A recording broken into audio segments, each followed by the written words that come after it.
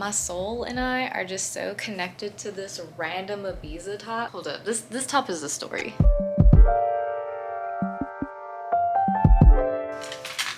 This top, I feel like low-key saved my spirit when I was going through some stuff back in Europe. I was in the island of Majorca. I wasn't supposed to be there. I was supposed to be in Valencia. Okay, you got it? All right, we're gonna move ahead. Sorry to slow you down.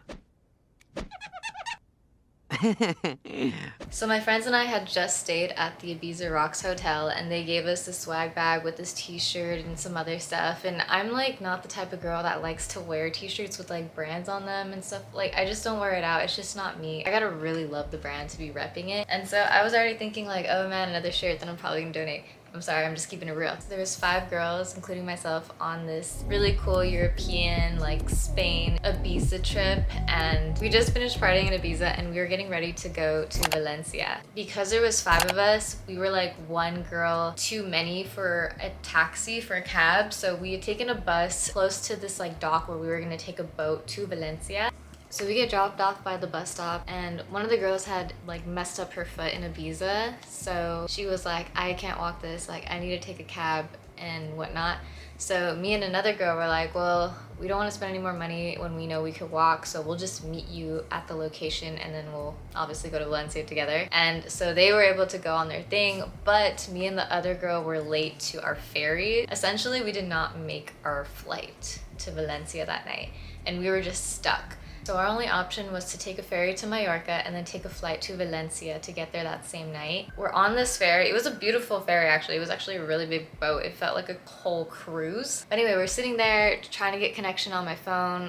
This other girl's, you know, she's booking her flight. I'm doing my best to connect, okay? But we're in like this ocean, the sea, and my phone is just not connecting to the internet. Like Wi-Fi non-existent to my phone, data non-existent to my phone at this moment. Homegirl has her ticket booked, her flight's booked, and I'm over here like ticket list, not knowing when am I gonna receive data. We're getting closer and closer to our stop. I was like, okay, like my data's not working. Can you go ahead and buy my ticket and I can sell you the money when I have connection? And for whatever reason, like her phone no longer had connection. So I was ticketless and homegirl was ready to bounce. Like she was not waiting for me, okay? She had already purchased it. She was like, I've already spent too much money, I'm going. And I was like, oh my gosh, I was stressed, guys. My heart was like this, okay? We get dropped off at the ferry. We're in a taxi together, going to the airport together because I'm still trying to figure out, okay, like maybe I'll get connection on the taxi, maybe I'll figure it out and try to get on this plane as soon as possible. Time is ticking, time is getting closer to the time where she had booked her plane, so she's like, her heart's like this because she's trying to get on that plane as fast as possible because that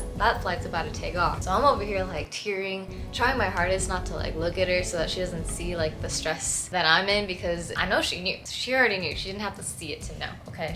I know you could feel it. I was like, so we get to the airport. She's like booking it. She's like, I'm about boarding passes.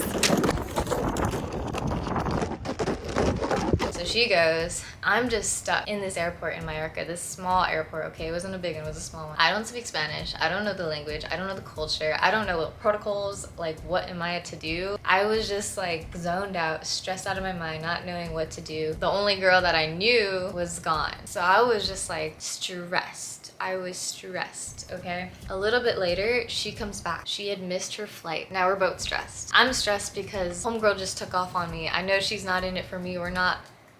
That's the moment I knew we're here to travel together, but we're not friends. We're not like, you know, like I don't trust that you're gonna be with me this entire duration of this trip. If something happens, like it's everyone for themselves. So I'm like, got that cleared. So I felt so weird. I was like, okay, she's back, so I feel somewhat comforted that I'm not alone, but I also feel weird that someone was literally just dipped on me and just happened to come back. So it was like such a weird feeling. At this point, I'm like FaceTiming my friends that are in Valencia, and I'm like still crying. And I was like, dude, I was crying to my best friend at the time. I was like, dude, like I can't believe it. Like she almost left me, and I'm here in Majorca. I don't even know how to speak Spanish, bro. How am I supposed to get out of here? and she was over here trying to calm me down. I'm FaceTiming like my parents in America, and I'm like telling them, I'm like, oh my god. Anyway, everyone was just like, it's okay, it's gonna be fine, you're gonna calm down, you're gonna get on the plane, everything's gonna be good. I just had to release, you know, I had to release all that tension, just talk to people that I love and whatnot. It was probably like 9 p.m., 10 p.m. It was late, so it was like one of those like, okay, do we purchase an air Airbnb? What's the sleeping arrangement? Because our flight's not until 7 a.m. And we're like, well, it's expensive to go. We're getting a taxi really late. Is the Airbnb people gonna message back? It was just like a lot of complication of like, where are we gonna sleep tonight? Are we gonna shower tonight? Whatever. When it came down to it, we were like, no, let's just screw it. We'll just spend the night here in this private airport. We ended up sleeping on the floor. So I'm out here with my little suitcase and my backpack, and my suitcase has this little mini lock, and for whatever reason I had given the key to that lock to my best friend. Obviously it didn't matter because I was with her, so if I ever needed it I could just be like, hey, can I get that lock back? I think she was just holding on to it for me, like in her purse or something. Homegirl's in Valencia and I don't have access to my lock. I cannot open my suitcase to get comfortable. I think I was wearing like an outfit like this. Okay. So little shorts, little top, and we're in the airport. It is so cold in there, okay? The AC is on, okay? And I'm sleeping on the floor, and the only thing that's on my back is my beach towel, my airplane pillow, you know, the neck pillow, and this t-shirt from the hotel. So I put this t-shirt on for all the warmth I can grab from it, okay? This t-shirt at night, I was like, I need you. You are my blanket.